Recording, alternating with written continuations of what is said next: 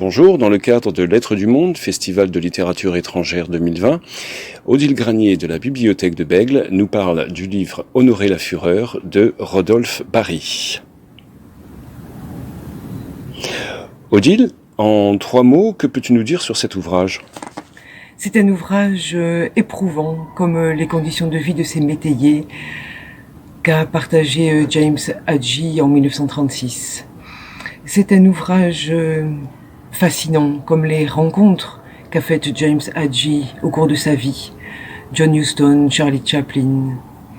C'est un ouvrage exaltant, comme la vie qu'a vécu James Hadji et comme la raconte si bien Rodolphe Bary dans un style vif et tourmenté.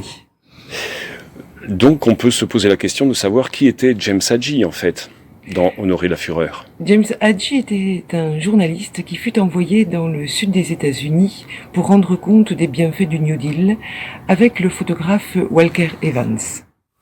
Rodolphe Bary nous raconte comment ces 2 hommes parvinrent à partager le quotidien dur et misérable de ces métayers et comment ils en resteront marqués à jamais. Ce qui devait être un simple reportage devint un ouvrage capital qui eut bien du mal à trouver un éditeur, comme la plupart des écrits de James Hadji. Il s'agit de « Louons maintenant les grands hommes ».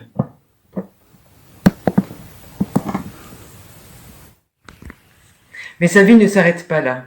Rodolphe Bary nous raconte la vie de cet homme intègre et écorché, vif, qui partagea son temps entre le New York des années 30 et ces fermes délabrées où il se sentait bien plus à son aise.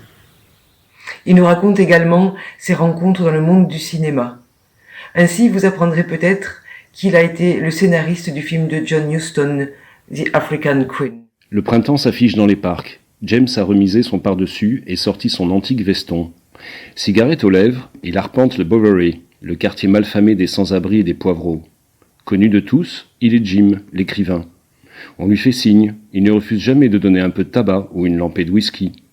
Il a beau avoir un toit sur la tête, il ne se sent pas si différent de ces types effondrés au regard voilé. Il pourrait se mêler à eux sans que ça ne choque personne. Il en a l'accoutrement.